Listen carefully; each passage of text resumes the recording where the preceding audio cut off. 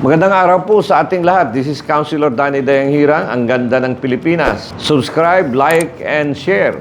Sana po ay nasa mabuti kayong kalagayan. Pag-uusapan po natin itong mga fire incidents. Bakit sunod-sunod ang sunog, no? In Davao City, meron kaming 4 ngayong March. The first are, one is 449 persons affected. Meron 176 families. So, hindi lang sa Davao, but sa malalaking city, nangyayari ito at makikita natin yan sa mga Metro Manila, Cebu. Pag-uusapan po natin, paano natin ma-prevent ito. And I just want to share briefly. Maybe ang pag-aralan natin, yung i-avoid natin yung overloading ng outlets. But dahil sa kahirapan ng Pilipino, minsan yung quality ng binibili natin, hindi talaga quality. Pag hindi quality yung pagkagawa ng mga wire natin, malaking tsansa niyan na puputok. Malaking tsansa yun yung mga sockets, yung nilalagay natin doon sa masusunog yan. And dahil sa may mga bahay tayo, may mga boarding houses, mahilig tayo sa extension. Especially yung mga renters, no? Kasi yung bahay natin, we're not designed really na parang permanent na lahat nakaprogram. For example, dapat dito sa room na ito, merong 2 outlet, may 3. Minsan hindi nasusunod yun eh. Hindi na, wala yun sa program. Dahil sa kahirapan, hindi nakaplano yung mga outlets. So yung iba, merong isang outlet, bibili ng extension. Kasi baka yung bahay, naglagay ng kwarto para lamang kumita, boarding house, yun, nilalagyan ng sockets, ng extension. Yung problem yan, yung design, hindi talaga original. Wala sa plano talaga. It's not made in engineering and electrical technical means. Whereas yung sa mga malalaking bahay ng mayayaman, nakaplano yan. Tayo mga pulubi, mga middle class, wala namang plano-plano. Kung ano lang may padala ng pera ng ating mga anak galing sa abroad, yun, ipa-repair ito. Nawawala na yung mga plano. Then, pag dumating ka naman sa costing, napakamahal naman, no? So, mahal din. In short, ang bottom line dito, hirap tayo kaya hindi tayo makagawa ng magandang quality outlets at saka yung mga materials na ginagamit. Unang-una, walang certified. Iba nga, sa kalsada lang nagbinta eh. Hindi certified ng Department of Trade and Industry. Parang seedlings yan eh. Pag magtanim ka ng isang seedlings, ng isang produkto, at yung produkto mo ay hindi certified seeds, hindi ka nakakasiguro kung quality ang lalabas o may mabubuhay. Kasi hindi certified eh. The same din sa mga materials. Dapat certified yung mga wiring, mga sockets, and among others. In general, substandard. Hindi certified, hindi quality. So, ang result niyan, puputok, that will cause burning, no? Magkakaroon ng fire. Then, minsan, sa pagmamadali, ano mo, lahat ito may reason eh. Nagmamadali ka dahil na matraffic, hindi mo nalimutan mong i-pull out yung plug, yung nakasakit doon. So, merong human economic factor. Ano ibig sabihin ng human? Yung capability mo to really come up a good quality safety measures were already compromised because wala kang capability nga eh. Dahil sa yung pera mahal, no? At saka inahabol mo dahil yung pera ay mahirap hanapin, trabaho na trabaho ka, hindi mo alam pala at pagod ka na. Yung pala nakatulog ka na. So, hindi mo alam na umaandar pala yung isang appliance doon. Kaya minsan yung mga LPG, kahit nangangamoy na dahil sa hindi masyado, yung parang dahil sa pagod or hindi na check, may leaking na pala. And yung mga negosyante naman, siguro yung iba, basta kumita lang, mabinta yung kanilang LPG, okay lang. Not knowing na may problem. So, dapat may regular check-up ito ng regulatory bodies.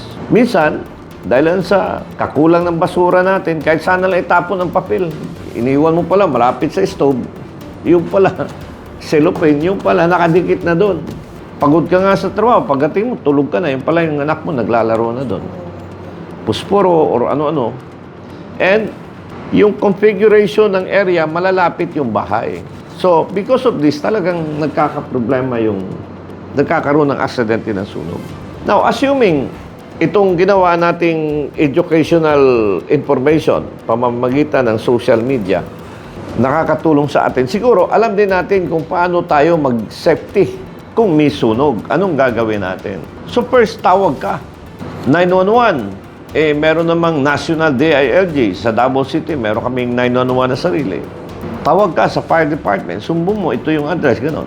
Then, pangalawa, siguro, huwag ka nang bumalik dahil may aso ka doon sa loob or meron kang damit doon. Alam mo naman na malakas na yung apoy, mainit na. Gusto mo talagang pasukin pa, biglang bumagsak yung entrance mo, di wala ka. You will be trapped inside. And at the end of the day, yung hinahanap mo, nakikita naman yan eh. Pwede mo namang kitain yan. Pero kung wala ka na, totally wala ka na. Then, pangatlo siguro, ipaalam mo sa mga kapitbahay mo yung sunog na yon. The best thing to do is prevention. Now, okay, nag-prevent ka. Pero sir, yung kapitbahay namin, hindi man nag-prevent. Maingay man din sila doon. May mga kandila, may mga sigarilyo. Isunod, malapit-lapit yung bahay. So dito papasok yung public officials. Dito papasok yung barangay officials, yung purok leader. Dapat isumbong natin na minsan yung kapitbahay ko, sir, may naglalaro doon ng mga bata. Iniiwan ng parents kasi nagtatrabaho. So yung purok leader, yun yung magsasabi or barangay captain, ipapatawag yung concerned family. Tayo, mag-ingat dahil tayo ay pinag-iingatan din. Parang gano'n yung sa Tagalog eh. My father is a pure Batanggenyo. Sabi niya, mag-ingat ka dahil ikaw ay pinag-iingatan. Because it's not only you, but also other is looking at you. Mag-ingat ka because yung anak mo naglalaro ng kandila o naglalaro ng pusporo. At pag may mangyari yan, kami ay tatamaan.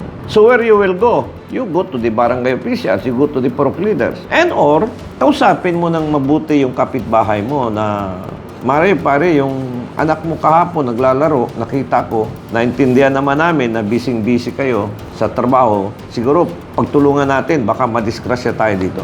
Tama? Yun yung approach na pwedeng gawin. Now, pag hindi naman, you go to barangay officials. Now, yung mga wire, I think meron isang incident sa isang mall. Nakita na hindi naman nakita, parang nangangamoy na, parang sinumbong ng tindero na merong nangangamoy doon. Siguro, pinabayaan or kumpiyansa or ano, maya-maya lumaki yung apoy. So, dito sa Davao, meron kaming program na mapagmasid. What do you mean mapagmasid? Mapagmasid at disiplinado. Kung may mga nakikita ka diyang bag or ano na medyo delikado, you can report it. So, the awareness level should be high. Yung fire prevention at anong gagawin mo kung magkaroon ng sunog. And along the way, you cannot do this alone, as what I've said. Pero pag may nakita ka, magmasid ka. Pag may nakita ka, humingi ka ng tulong at saka magsumbong ka. Then you do it in a civil way. Because the Filipinos has this spirit of bayanihan. The spirit of bayanihan, nandyan yan parate. Ingatan po natin ang ating kapitbahay. Ingatan natin ang sarili. Mapagmasid tayo like in Davao City. Maging disiplinado po tayo para sa safety ng lahat. Tayo na mismo, we will set an example. We did it in Davao City. Nagawa po namin ito sa Davao City. At kaya yung Davao is one of the cleanest city. So sa inyong lahat, this is Councilor Danny Dayang Hirang. 2.3 million viewers na po tayo. Maraming salamat sa inyong pagsubaybay. Subscribe, like, and share. Hanggang sa muli, maraming salamat po. Ang ganda ng Pilipinas, mahalin po natin ito. God bless Philippines. Bye-bye for now. A political analyst, Danny Dayang Hirang, shares his commentaries and analysis on the latest issues. As a veteran public servant, offering his insights and critical thinking.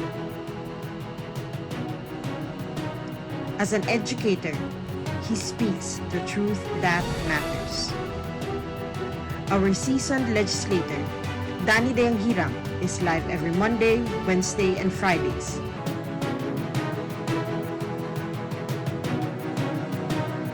Follow us on our social media platforms for more details. Mahalin natin ang Pilipinas.